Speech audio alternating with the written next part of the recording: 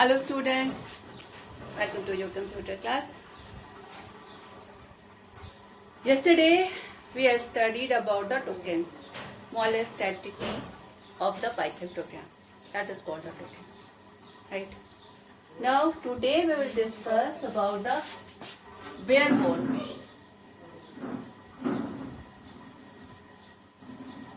of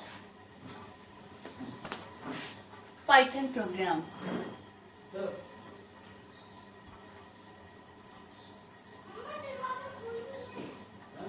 Can say components of the Python program. ठीक है, means can it's not the correct heading, it's the components of the Python program.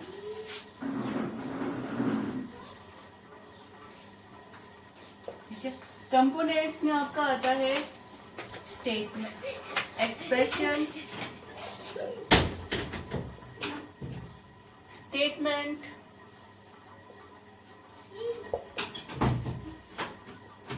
comment,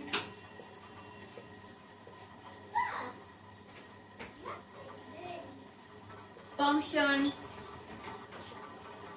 and blocks. Now we'll start. Expression. What is an expression? Any valid combination. Means expression is any legal combination of symbols. That is called the expression.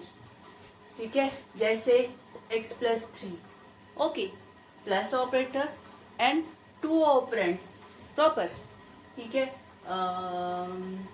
x is greater than 5. Okay. X equal to 7. All are the valid expression. Means any valid combination is called the expression. What are the statement? Statement आपके expression से मिलकर बने होते हैं. One line which will execute, it's called a statement. आपका Python statement ending कब मानता है? जब उसे new line symbol मिलता है. ठीक है, new line symbol means the statement in there. Now start the execution. तो जो statement है वो आपके expression से मिलकर बना होता है. जैसे x equal to या y equal to x plus 3. This is a statement, a complete line which perform a work. ठीक है, if this one, this is a statement which perform a work checking the condition.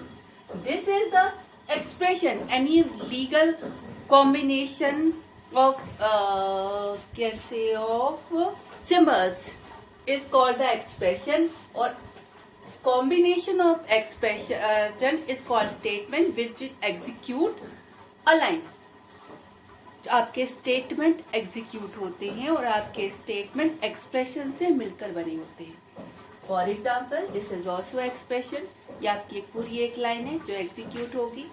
This is also expression. This is also a line which will execute the condition. This is also the expression. इस पे एक लगा दिया. ठीक है, something combination of expression is called the statement, and the statement is a executable line. Right? Now comments. What is the comment? Comment वो line जो execute नहीं होती. Means this is the part of your program. But when your program run, this line will not execute. तो फिर इस line में होता क्या है?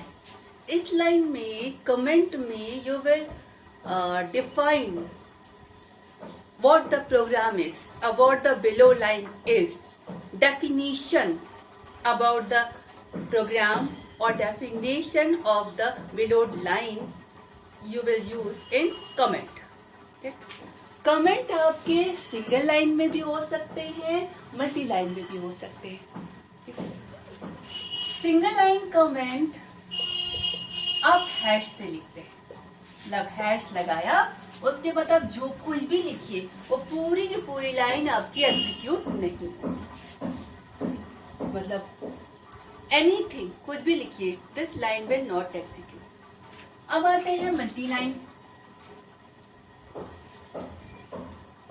मल्टी लाइन मान लीजिए आपको आपका पूरे प्रोग्राम के बारे में 3-4 लाइनें लिखनी है, तो एक तरीका ये हैश हैश हैश लगा के आपने वो लाइनें लिखी। जैसे आपके पाइथन के प्रोग्राम को हैश मिलेगा, वो उसके आगे वाली लाइन को, उसके उस लाइन में जो कुछ भी लिखा है उसको वो एग्जीक्यूट नहीं कराएगा। अब दिस रिक्वायर कि आप हर लाइन के पहले हैश लिखें, ठीक है। आप ऐसे भी कर सकते हैं, कल मैंने आपको मल्टी लाइन स्ट्रिंग लिखना बताया था, ठीक है। तो अगर आपने ट्रिपल कोट लगा दिया, इसके बाद वाली लाइन इज अ स्ट्रिंग, ये आपकी एग्जीक्यूट नहीं होगी, और यहाँ पे क्लोज किया, this is a multi line comment starting from 3 triple quote and ending with the 3 triple quote. तो वो आपके बीच में आप चाहे जो कुछ भी लिखिए, it will treat as a comment और इट विल नॉट एग्जीक्यूट। आप सोच होंगे मल्टी लाइन कमेंट और मल्टी लाइन स्ट्रिंग अंतर क्या हुआ? अंतर यहाँ पे हुआ, अगर मान लीजिए आपने लिखा x equal to this one, means this all the this thing is assigned to this one, means this is a statement, this will execute multiple lines and assign it to here, ठीक है। and when your program start like this, means all the things are comment, this is the state comments only, then these all lines starting from this one to this one will not execute at all because this is the comment. Now the function. What is the function?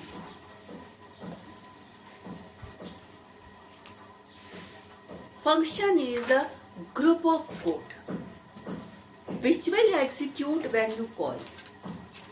ठीक है, function क्या होता है? कुछ लाइनें, एक group of code. जैसे मान लीजिए आपका 2 नंबर का सम करना है, ठीक है। अब सम करने में करना क्या होता है? पहला नंबर लिया, दूसरे नंबर लिया, दोनों में समेशन अप्लाई किया, तीसरे में डाला और तीसरे वाले को प्रिंट किया। अब मान लीजिए आपको अलग अलग नंबर को जोड़ना है, तो हर बार आपको ये सम वाला काम अलग अलग करना पड़ेगा। तो बेटर कि आप जो सम वाला काम है किसी फंक्शन में लिख दीजिए, ठीक है। और जब आपको जरूरत हो उस लाइनों को वर्क कराने की, आप उतनी बार वो फंक्शन कॉल करेंगे, वो लाइनें एग्जीक्यूट हो जाएंगी, ठीक है। जैसे मान लीजिए आपको ग्रीटिंग प्रिंट करनी है, हेलो प्रिंट करना है, तो जितनी बार आपको जरूरत हो उतनी बार आप प्रिंटिंग वाली लाइनें लिखें। इससे बेटर आपको जो प्रिंट करना है वो आपने एक जगह लिखा, जब जरूरत हुई उस फंक्शन को कॉल कर दिया। तो function is the group of code which will execute when you call it. तो फंक्शन आप लिखते कैसे हैं? देखिए यहाँ पर आपको पाइथन के प्रोग्राम में ध्यान देना पड़ेगा। Python programme is the interpreter, तो इंटरप्रेटर को जब डेफ मिलता है तो वो समझ जाता है कि दिस इज द फंक्शन। उसके आगे ब्लॉक में लिखते हैं, आप एक टैब की स्पेस डालकर इस फंक्शन के अंदर जो भी लाइनें हैं वो लिखेंगे। तो आपका इंटरप्रेटर पहले पहुंचा यहाँ तक, यहाँ पे सेमीकोलन है, यहाँ पे पहुंचा, उसको पता चल गया कि ये फंक्शन है। इसके बाद वो जो एक टैब के अंदर वाली लाइनें हैं जिसको ब्लॉक बोलते हैं, वो लाइन एग्जीक्यूट नहीं करेगा, ठीक है। फंक्शन का नाम उसने अपने पास रख लिया, और नीचे वाली लाइन में जब आप उस फंक्शन को कॉल करेंगे तब तुरंत वो यहाँ पहुंच जाएगा और उस वक्त इस लाइनों को रन कराएगा। यानी function is a group of code which will execute when you call the function. अब फंक्शन में आप हमेशा डेफ से स्टार्ट करते हैं, उसके बाद फंक्शन का नाम लिखते हैं और फंक्शन जो भी चीजें एज अ आर्ग्यूमेंट रिसीव कर रहा हो उसके बाद कोलन, ठीक है। अब ब्लॉक, यहीं पर मैं आपको फंक्शन में ही ब्लॉक का मतलब बताती हूँ। ठीक है। This is the function defining depth is the function keyword mean this statement is a function. Function name, ढेर सारे फंक्शन हो सकते हैं, हर फंक्शन का अलग अलग नाम होगा। कल मैंने आइडेंटिफायर पढ़ाया था, ठीक है। तो ये जो नाम है ये यूजर देता है बेस्ड ऑन सम रूल। नाम देने वाले रूल के अकॉर्डिंग कोई भी एक नाम उसे दिया जाता है फंक्शन को। फंक्शन कुछ रिसीव कर रहा हो, जैसे मान लीजिए आपको 2 नंबर जोड़ना है तो वो 2 नंबर तो आप भेजेंगे ना, ठीक है। तो अगर फंक्शन काम करने के लिए कोई डेटा रिसीव कर रहा है तो वो यहाँ पे लिखते हैं, ठीक है। और उसके अंदर के स्टेटमेंट फंक्शन के अंदर वाले जब वो तब एग्जीक्यूट होते हैं जब फंक्शन को कॉल किया जाता है। Now come to the block. Block means a group, ठीक है।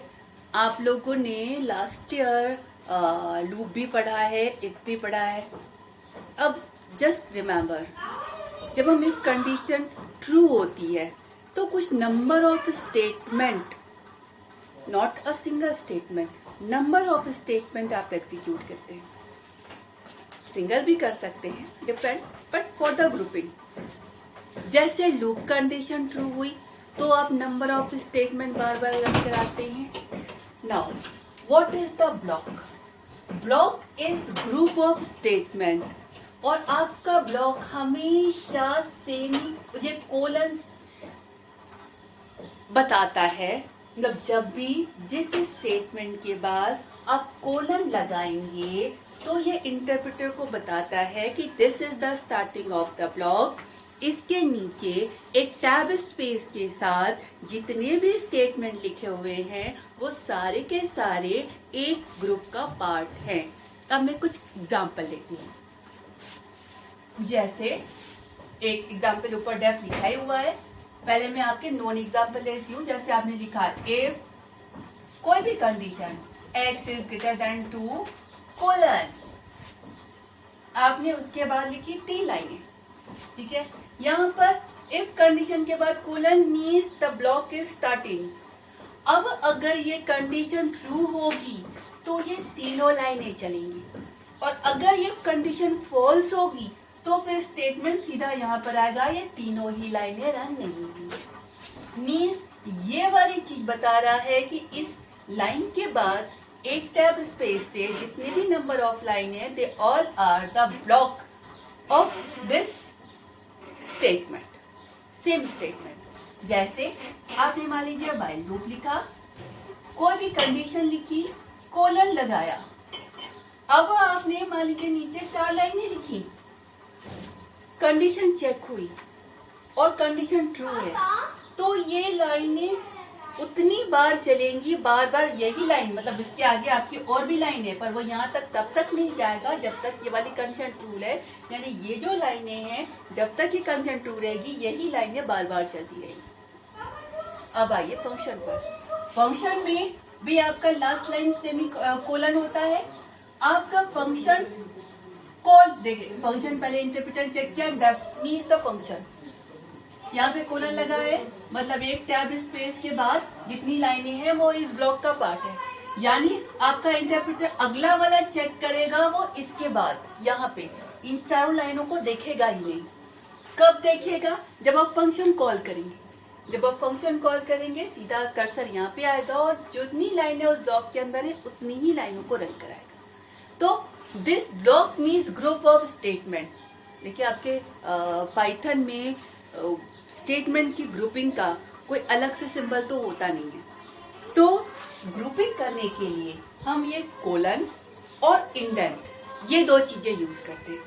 कोलन लगाया मतलब ब्लॉक स्टार्ट हो रहा है, और एक इंडेंट के बाद जितनी लाइनें लिखेंगे मतलब वो सारी की सारी उसी ब्लॉक का पार्ट है।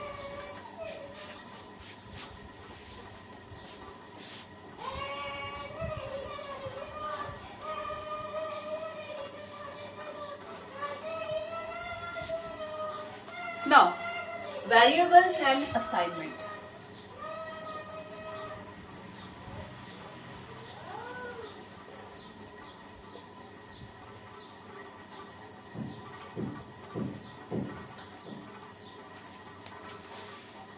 Variables. Variables means a memory location जिसमें आप कोई वैल्यू स्टोर करते हैं, ठीक है। तो पाइथन में okay integer string not the character it's a integer string floating point number Boolean number सब के सब डेटा टाइप अवेलेबल होते हैं, तो उन्हें आप कहीं तो स्टोर करेंगे। ठीक है, लिस्ट होता है, टू प्ले, सब पढ़ा है आपने।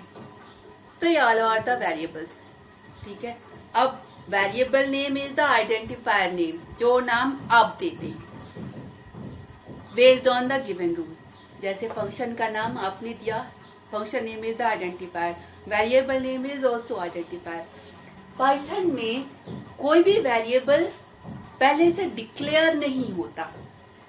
जब आप वेरिएबल में वैल्यू डालते हैं फर्स्ट टाइम, उसी समय वेरिएबल डिक्लेयर भी होगा और उसमें इनिशियल वैल्यू बढ़ भी जाएगी। यानी आपने लिखा अगर x इज इक्वल टू 2, क्या होगा, x नाम का एक वेरिएबल डिक्लेयर हुआ और उसमें वैल्यू 2 बढ़ गई, यानी x आपका एक नंबर टाइप वेरिएबल डिक्लेयर हो गया।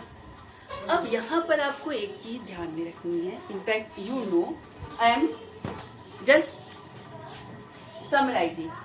ठीक है, ये इंटीजर टाइप वेरिएबल, अब वेरिएबल स्ट्रिंग टाइप भी कर सकते हैं, A B C. Now Y is the variable and the Y type is the string type. ठीक है, अब dynamic typing, some words.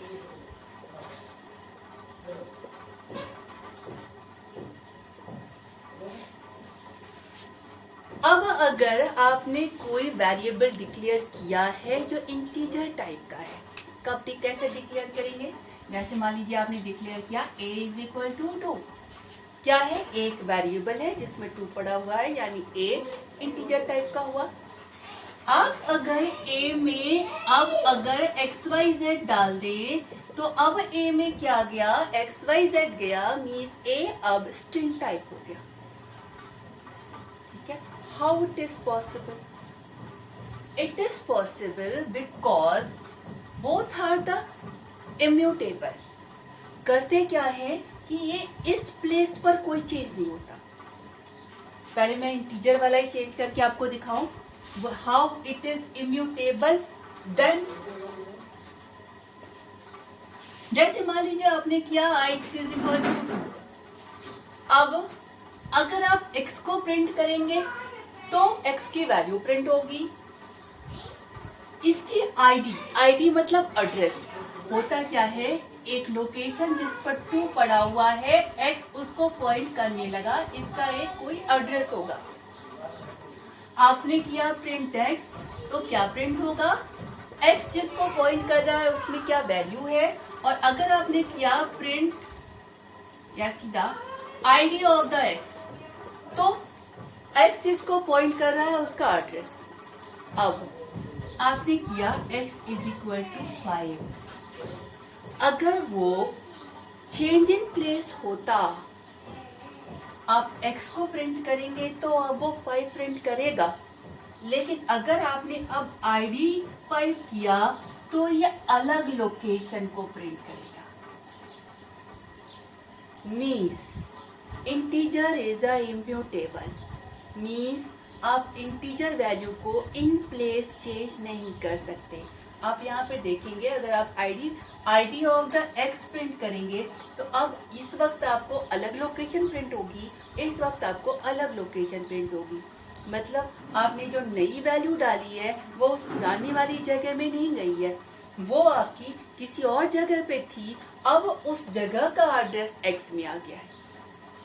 Same इसी तरह अगर आपने किया x is equal to X Y Z, तो क्या होगा, एक एक्स वाई जेड एक स्ट्रिंग वाली प्लेस जिस पर एक्स वाई जेड लिखा हुआ है वो एड्रेस एक्स में चला गया। तो अब x को प्रिंट करेंगे तो एक्स वाई जेड प्रिंट होगा, और लोकेशन यानी आईडी को प्रिंट करेंगे तो इस जगह की आईडी प्रिंट होगी। ये होता है। ठीक है, this is the dynamic typing also and this is representing the immutable type of the variable. Integer, string, all are the immutable type. Means आप उस वैल्यू को उसी प्लेस पर चेंज नहीं कर सकते।